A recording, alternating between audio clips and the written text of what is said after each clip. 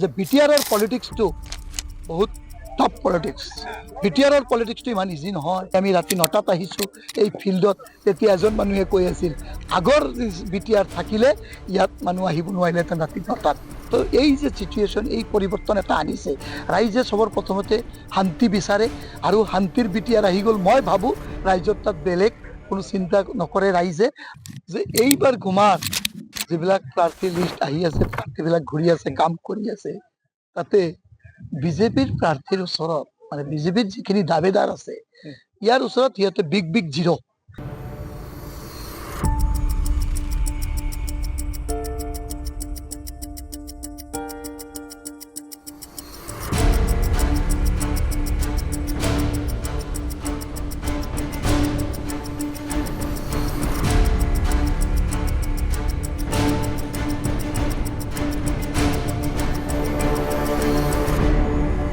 সমাগত বিটিআৰ নিৰ্বাচন তাকলৈ ব্যস্ত বিৰোধী যি শাসকীয় দল। বিশেষকৈ ক'ব লাগিব মই বৰ্তমান উপস্থিত আছো গোসাইগাঁৱৰ সত্যপুৰত গুমা সমষ্টিত, আৰু মোৰ সহযোগী দেখুৱাই আছে এয়া হ'ল 13 তাৰিখে অসমৰ মাননীয় মুখ্যমন্ত্ৰী আহিব এইখন সভাত। আৰু বিশেষকৈ যি নিৰ্বাচনী সভা, এই নিৰ্বাচনী সভাত ইয়াত প্ৰায় হাজাৰ মানুহ ইয়াত আহিব। আৰু এতিয়া বৰ্তমান যি বিটিআৰৰ কাৰ্যবাহী পাৰিষদ সদৰ সিংহ আহি ইয়াত উপস্থিত হৈছে, আৰু এই যি মুখ্যমন্ত্ৰী অহাৰ যি অনুষ্ঠান, সেই অনুষ্ঠানৰ আপুনি বুজ লৈছে। বিশেষকৈ আপুনি কি ক'ব বিটিআৰ নিৰ্বাচন আহি পালে?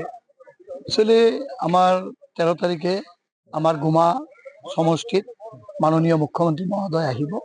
তাৰ কাৰণে ৰাইজৰ মাজত ব্যাপক উৎসাহ, আৰু জানে যে আমাৰ মুখ্যমন্ত্ৰী মহোদয়ক চবে অন্তৰৰ পৰা ভাল পায়, চবে শ্ৰদ্ধা কৰে, আৰু কৰ্মদক্ষ, সৰ্বকালৰ কৰ্মদক্ষ সৰ্বশ্ৰেষ্ঠ মুখ্যমন্ত্ৰী হ'ল এখেতে।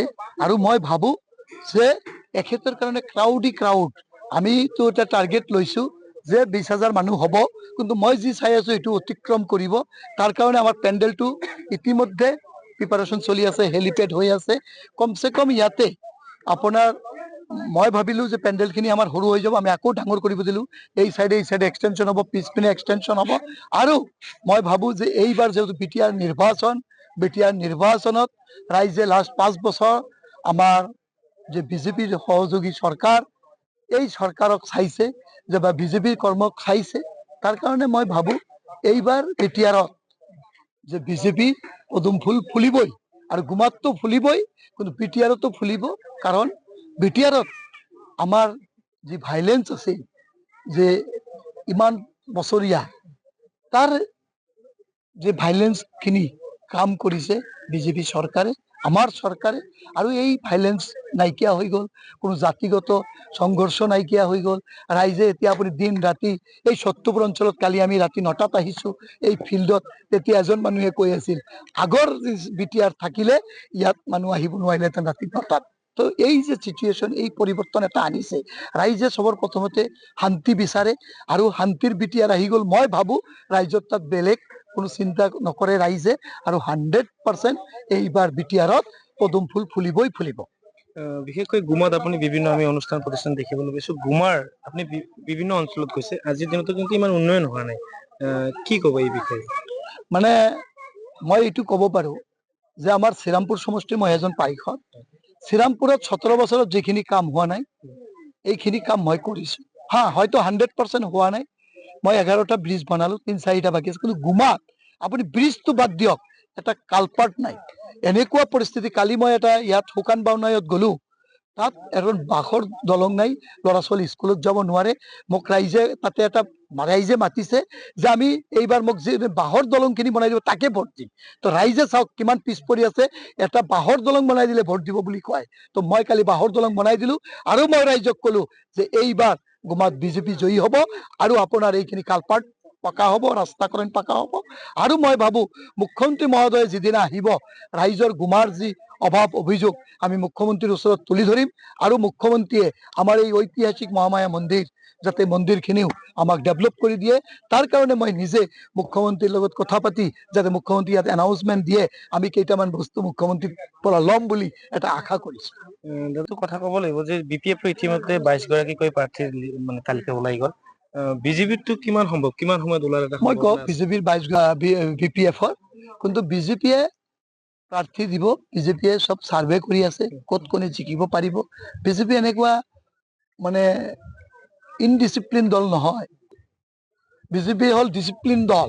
তো সেইকাৰণে এতিয়াও ইলেকশ্যনে ডিক্লেয়াৰ হোৱা নাই, BPF-এ হাস্যকৰ এটা ঘটনা কৰিলে, যিটো 22টা প্ৰাৰ্থী নাম ঘোষণা কৰিলে। আৰু বিশেষকৈ এই গোমা সমষ্টিত এজন এনেকুৱা প্ৰাৰ্থী দিলে, মইতো ভাবো যে সি কি প্ৰতিদ্বন্দ্বিতা, কি ইলেকশ্যন প্ৰতিদ্বন্দ্বিতা কৰিব, যাৰ নিজৰ কোনো যোগ্য নাই।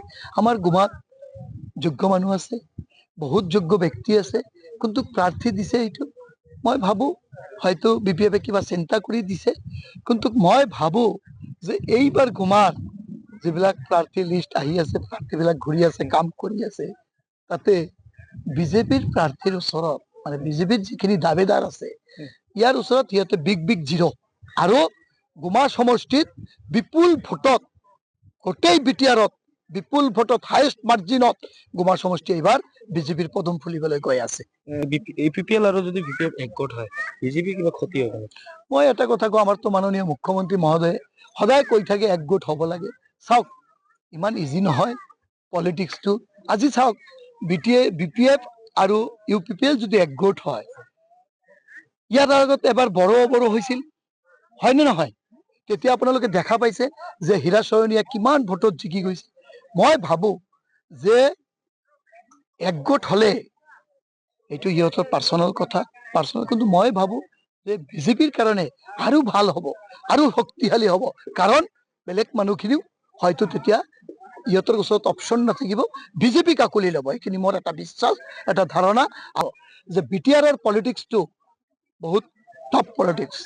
BTR-ৰ পলিটিক্সটো ইমান ইজি নহয়, কাৰণ BTR ইমান বছৰ, BTR-ত থকা প্ৰত্যেকজন জাতি জনগোষ্ঠীৰ মানুহ, প্ৰত্যেকজন সম্প্ৰদায়ৰ মানুহে সংঘৰ্ষ কৰি নিজৰ জীৱনক মানে জীৱন আহুতি দি, জীৱন দান দি BTR-ত যুঁজি আছে, BTR-ত বাচি আছিল। কিন্তু লাষ্ট 5 বছৰত BTR-ত এনেকুৱা শান্তি আহি গ'ল যে কোনেও যুঁজিব লগা হোৱা নাই, ভয় নাই, নিশ্চিন্তাত BTR-ত থাকিব পাৰিছে।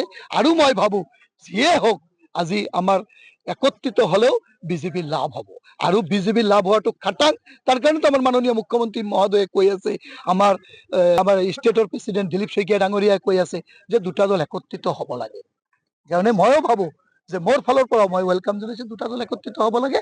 আমাৰ বিজেপিৰ যিখিনি ভোটাৰ, এইখিনি বিজেপিৰে থাকিব।